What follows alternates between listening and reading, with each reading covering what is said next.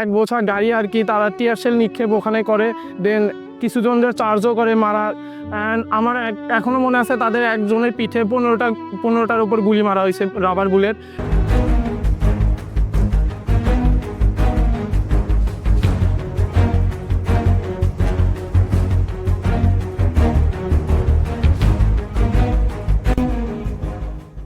আসসালামু আলাইকুম, আমি আসিফ মাহবুব রাহাত। আমি আইওয়েটের এগ্রিকালচার ডিপার্টমেন্টের একজন শিক্ষার্থী। আসলে জুলাই আন্দোলন সম্পর্কে বলতে গেলে অনেক কিছুই বলতে হয়।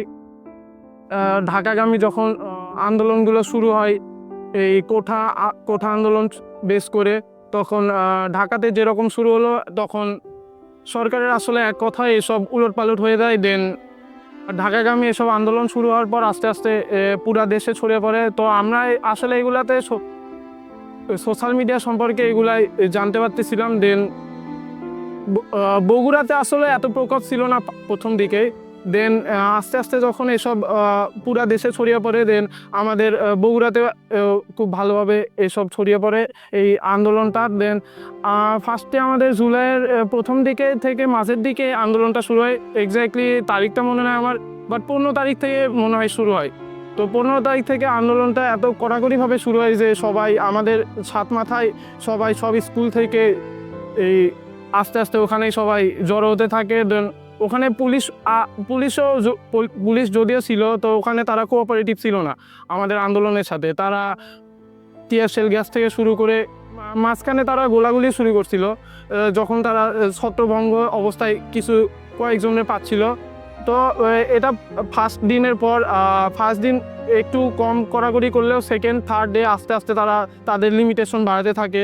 তারা টিয়ার শেল নিক্ষেপ থেকে শুরু করে গোলাগুলি এগুলো সব করতে থাকে।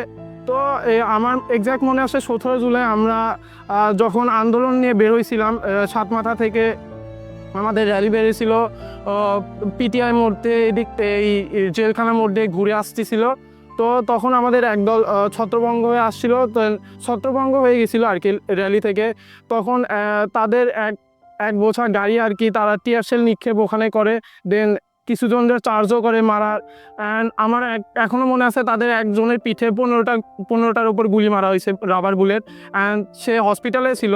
তারপর আমরা ওখান থেকে আসলে কোনো রকম জীবন নিয়ে ছুটে চলে আসছি। তারপর আবার আমরা কন্টিনিউয়াসলি যাতেই থাকি যতদিন পর্যন্ত আন্দোলন চলতে থাকে। তো 18 জুলাই বা 19 জুলাইয়ের এইরকম দিকে আরও অনেক জোরদার আন্দোলন শুরু হয়।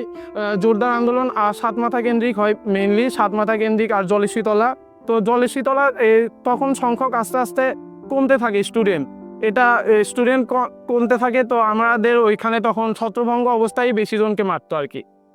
আবার টিয়ার শেল বেশি নিক্ষেপ করা হতো, এদিকে চোখ জ্বালা পোড়া থেকে শুরু করে আমরা আগুনের আশ্রয় নিতাম ওখানে। ইনফ্যাক্ট অনেকজনের গুলি লাগছে। দেন ওই সময় আমারও গুলি লাগছিল আর কি। দেন আমরা হসপিটালে যাওয়ার পর আসলে দেখা যায় ওখানে কতজন আহত হয়েছে। এক একজনের হয়তো পিঠ, এক একজনের ঘাড়, চোখ, মাথা, গলা, অনেক কিছুই আহত হওয়ার পর তারা আসলে ঠিকঠাক হসপিটালাইজ হচ্ছিল না। মেডিকেল ইস্যু ছিল, ডাক্তাররা কোঅপারেটিভ ছিল, হেল্প করতেছিল। বাট ধীরে ধীরে আস্তে আস্তে এটা বাড়তে থাকে। 25 তারিখের দিকে আসলে পুরো দেশ লকডাউন হয়ে যায়। লকডাউন বলতে তারা নেট অফ করে দেয় সরকার থেকে। নেট অফ করার পর আমাদের আন্দোলন আর কি অতটাও সক্রিয় ছিল না 5 দিন। আমি আসলে ইনভলভ ছিলাম না, কারণ চোখেও গুলি লাগছিল। আমার বাসা থেকে রেস্ট্রিকশন ছিল, বের হতে দিচ্ছিল না। দেন জুলাইয়ের 5-6 দিন যাওয়ার পর আগস্টের আবার শুরু হয়। দেন আস্তে আস্তে এরকম হওয়ার পর 4 জুলাই, 4 আগস্ট আর 5 আগস্টে আমরা বের হওয়ার পর তো ওটা তত বড়ও ছিল না। কিন্তু 5 জুলাই যখন আন্দোলন আরও জোরদার হয়, তখন 5 আগস্টের আগে জোরদার হয়। দেন 5 আগস্ট আমরা তো জানি কি হয়েছিল দেশে। এখন এই জুলাই আন্দোলনের